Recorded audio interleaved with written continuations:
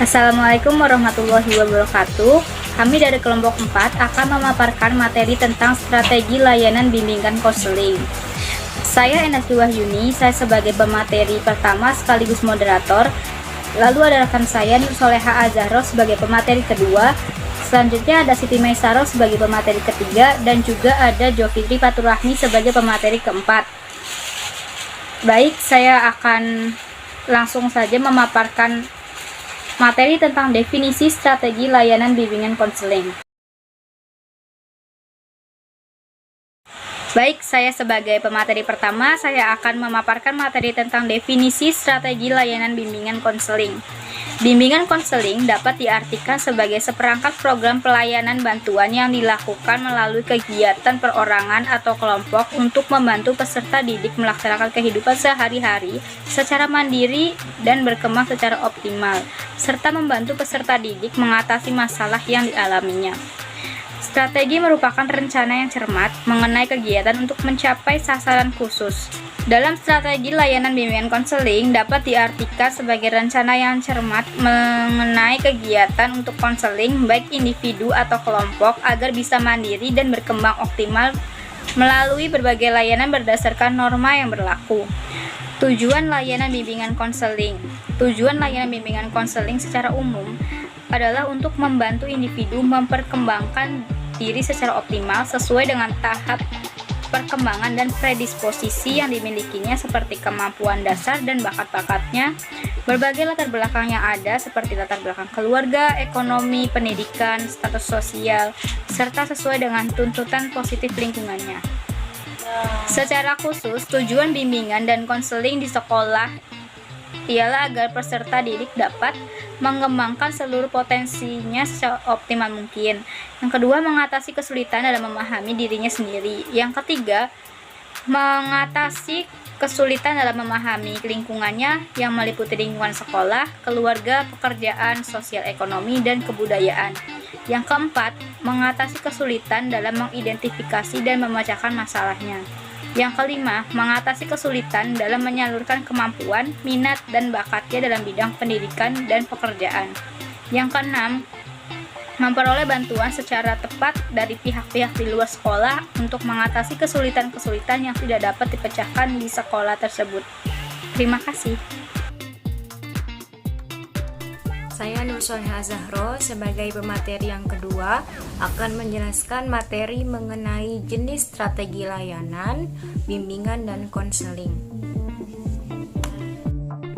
Jenis layanan yang pertama yaitu layanan orientasi. Layanan orientasi merupakan layanan yang diselenggarakan oleh bimbingan dan konseling di sekolah untuk memperkenalkan kehidupan baru siswa di lingkungan sekolah yang baru. Biasanya layanan orientasi ini diberikan pada saat masa orientasi siswa atau MOS bagi siswa baru pada awal tahun pelajaran sebelum proses belajar mengajar dimulai. Kemudian jenis layanan yang kedua yaitu layanan informasi. Layanan informasi merupakan layanan yang diberikan oleh guru, bimbingan, dan konseling tentunya kepada siswa terkait dengan informasi-informasi yang ada di sekolah maupun luar sekolah.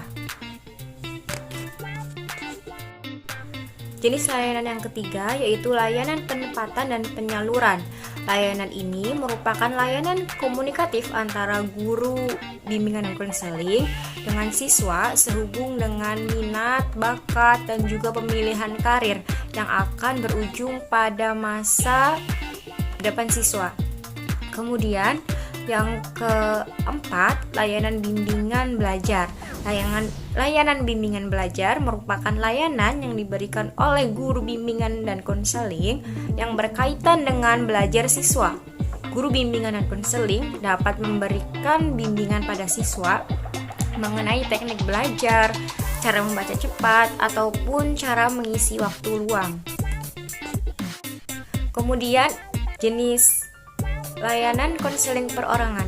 Layanan konseling perorangan merupakan layanan yang diberikan kepada setiap individu berdasarkan data ataupun kerelaan siswa untuk bertemu dengan guru pembimbing atau konselor dalam wawancara tatap muka guna membantu siswa yang ada dalam masalah untuk mengenal apa yang menjadi masalahnya, kemudian kekuatan dirinya untuk mencari solusi atas setiap masalahnya.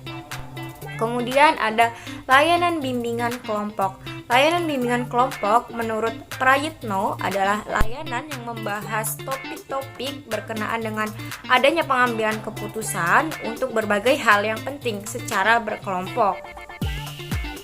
Layanan konseling kelompok. Layanan konseling kelompok merupakan layanan yang diberikan kepada siswa guna mengentaskan masalah-masalah yang identik dialami oleh beberapa siswa, sehingga melalui layanan konseling kelompok ini dengan bantuan konselor peserta didik yang mengalami masalah yang sama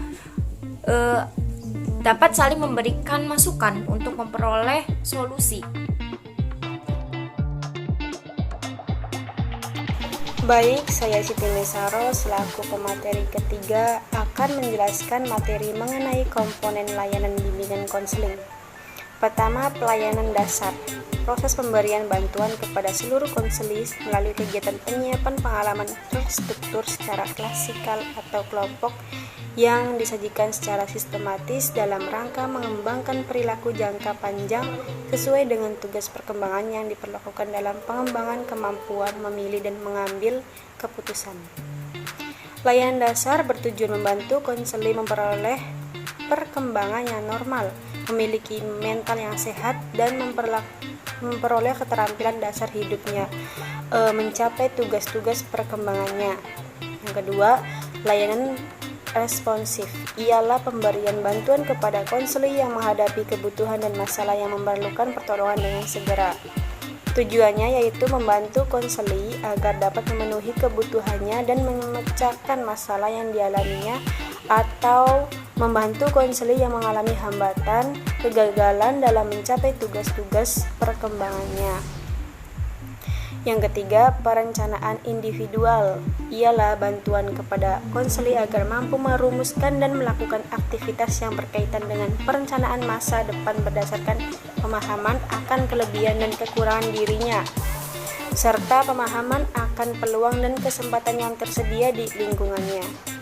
Yang terakhir, dukungan sistem ialah komponen pelayanan serta kegiatan manajemen, tata kerja, infrastruktur, dan pengembangan kemampuan profesional konselor secara berkelanjutan, yang secara tidak langsung memberikan bantuan kepada konseli atau memfasilitasi kelancaran perkembangan konseli.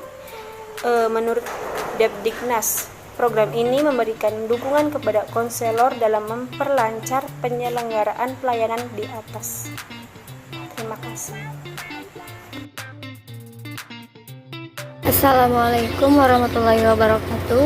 Nama saya Jufitri Faturahmi. Di sini saya sebagai pemateri terakhir akan menjelaskan poin keempat, yaitu jenis masalah dalam mengidentifikasi klien. Identifikasi masalah merupakan satu proses yang bisa dikatakan merupakan proses yang paling penting di antara proses-proses yang lainnya. Berikut ada beberapa tujuan dalam identifikasi masalah yang perlu kita ketahui. Yang pertama, konselor bisa lebih mengetahui secara mendalam pribadi konseli. Yang kedua, melihat dari informasi dan juga data-data tentang konseli, konselor bisa memahami faktor penyebab masalah yang terjadi. Yang ketiga, konselor bisa menentukan strategi layanan yang tepat untuk permasalahan yang dihadapi oleh konseli. Yang keempat, konseli terbantu untuk mengerti dan memahami permasalahannya. Yang terakhir, konselor harus bisa lebih peka dengan permasalahan yang dihadapi oleh konseli. Selanjutnya yaitu jenis masalah klien. Jenis masalah klien itu terbagi menjadi dua. Yang pertama, masalah umum. Masalah umum di sini adalah masalah yang timbul di lingkungan sosial. Jadi masyarakat itu mengalaminya, seperti kemacetan, kemiskinan, banjir, pencurian, dan lain sebagainya yang termasuk masalah umum.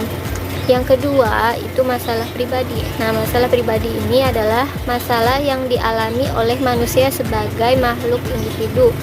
Jadi setiap individu yang mengalami masalah tersebut tidak ingin orang lain atau masyarakat luas itu mengetahuinya, karena jika masyarakat tahu, orang lain tahu, dia akan merasa malu, yang termasuk ke dalam masalah pribadi. Contohnya seperti rasa malas, broken home, dan lain sebagainya. Selanjutnya, poin yang terakhir itu solusi terhadap problematika bimbingan konseling. Siswa yang mengalami kesulitan dalam belajar bisa timbul dari faktor internal maupun faktor eksternal. Faktor internal itu bisa disebabkan karena siswa misalnya tidak minat dengan mata pelajaran atau tidak suka dengan guru bidang studinya. Dua, yaitu bisa juga dari faktor eksternal. Nah, faktor eksternal ini bisa timbul dari keluarga, peran orang tua yang kurang memperhatikan jadwal belajar anaknya karena kesibukannya mungkin. Selanjutnya, faktor internal juga bisa timbul dari lingkungan sekolah. Untuk mengatasi kesulitan belajar siswa tersebut, disinilah peran guru BK. Guru BK bimbingan konseling melakukan identifikasi siswa yang memiliki kesulitan tersebut. Lalu guru BK bisa dengan melakukan pengamatan langsung di kelas, misalnya dengan melihat hasil ulangan harian atau UTS, UAS, dan nilai rapot. Lalu kemudian guru BK melaporkan ke guru wali kelas terkait anak yang memiliki permasalahan kesulitan dalam belajar. Lalu guru BK membantu anak tersebut, siswa tersebut, untuk menyelesaikan masalah yang timbul serta memberikan strategi yang sesuai dengan kebutuhan. Sekian pemaparan dari kelompok kami, kurang lebihnya mohon maaf. Wassalamualaikum warahmatullahi wabarakatuh.